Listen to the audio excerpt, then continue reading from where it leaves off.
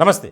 AP మంత్రి రోజాపై అదే పార్టీకి సంబంధించినటువంటి ఒక మహిళా కౌన్సిలర్ తీవ్రమైనటువంటి ఆరోపణలు చేశారు. ఆవిడ పుత్తూరు మున్సిపాలిటీకి సంబంధించి 17వ వార్డు కౌన్సిలర్గా ఉన్నటువంటి భువనేశ్వరి, ఆ మహిళా కౌన్సిలర్ ఏకగ్రీవంగా ఎన్నికయ్యారని, ఆ విషయాన్ని మంత్రి గారికి చెప్పాలని చెప్పి నేను వెళ్తే తన సోదరుడిని కలవాలని చెప్తే నేను కలిశానని, దానికి సంబంధించి ముఖ్యంగా ఏదైతే పుత్తూరు మున్సిపాలిటీ చైర్మన్ పదవిని నేను ఆశించాను.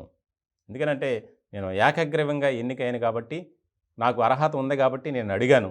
అయితే ఆ సందర్భంలో నన్ను 70 లక్షలు అడిగారు పదవి కావాలంటే అని. నేను దానికి కూడా అంగీకారం తెలిపి 40 లక్షలు ఇచ్చాను, కానీ పదవి మాత్రం నాకు దక్కలేదు అని సంచలనమైనటువంటి ఆరోపణలు చేశారు భువనేశ్వరి. ఇది ఇప్పుడు రాష్ట్ర రాజకీయాల్లో తీవ్రమైనటువంటి చర్చగా నడుస్తుంది.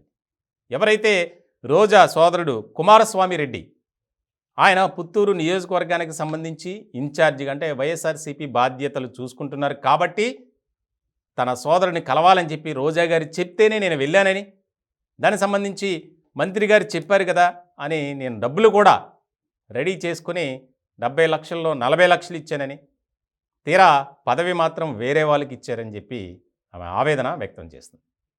అయితే గత కొంతకాలం నుంచి డబ్బుల కోసం అడుగుతుంటే అదిగో ఇస్తా ఇదిగో ఇస్తానని చెప్పడం, అలాగే దీనికి సంబంధించి మంత్రి గారి నోటీసుకు కూడా తీసుకువెళ్తే తర్వాత చూద్దాంలే ఇస్తాంలే అని చెప్పి ఆవిడ కూడా దాట వేస్తున్నారు.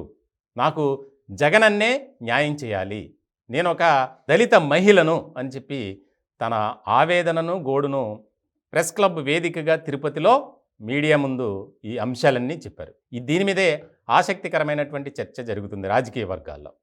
ప్రధానంగా ఆ మహిళ ఎవరైతే ఉన్నారో భువనేశ్వరి, ఆవిడ ఆ చైర్మన్ పదవిని ఆశించారని, దానికి సంబంధించి ఖచ్చితంగా నీకే దక్కుతుంది, కాకపోతే డబ్బులు ఇవ్వాలి అని చెప్పి నా దగ్గర ఆధారాలన్నీ ఉన్నాయని, ఆ కుమారస్వామి రెడ్డి ఎవరైతే ఉన్నారో ఆయన పంపించినటువంటి మనిషికే దాదాపు 20 లక్షలు మా ఇంట్లో ఇచ్చామని, అలాగే మరో కొంతమంది ఆయన ఫోన్ చేసి కొంతమంది వ్యక్తులను పంపించినప్పుడు ఒకసారి 3 లక్షలు, ఒకసారి 7 లక్షలు, మరొకసారి 10 లక్షలు, మొత్తం కలిపి 40 లక్షలు ఇలా ఇచ్చాం, కానీ మాకు న్యాయం జరగలేదు, మంత్రి గారే మమ్మల్ని మోసం చేశారు, మాకు న్యాయం చేయాలి అని చెప్పి ఇప్పుడు రోడ్డెక్కినటువంటి పరిస్థితి.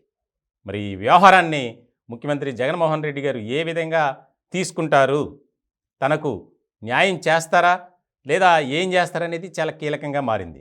భువనేశ్వరి అయితే ఒకటే చెప్తున్నారు, నాకు న్యాయం జరగకపోతే రోడ్డు మీదకి వచ్చి ఆమరణ నిరాహార దీక్ష చేయటానికైనా సిద్ధంగా ఉన్నాను, నాకు దయచేసి న్యాయం చేయండి, నా డబ్బు నాకు తిరిగి ఇప్పించండి అని చెప్పి మహిళా కౌన్సిలర్ ఎవరైతే ఉన్నారో భువనేశ్వరి ఆమె వేడుకుంటున్నటువంటి పరిస్థితి. మొత్తానికి ఇది రాజకీయంగా వైఎస్ఆర్సీపీలో మరొక పిడుగుపాటు వార్తనే చెప్పాలి. ఇప్పటికే అభ్యర్థుల మార్పు, అసంతృప్తి జ్వాల, తన సోదరి ద్వారా ఒక తలపోటు, ఇవన్నీ మళ్ళీ కొత్తగా ఇదొక అంశం. చాలా కీలకంగా మారేటువంటి ఇష్యూగా మనం చూడాలి.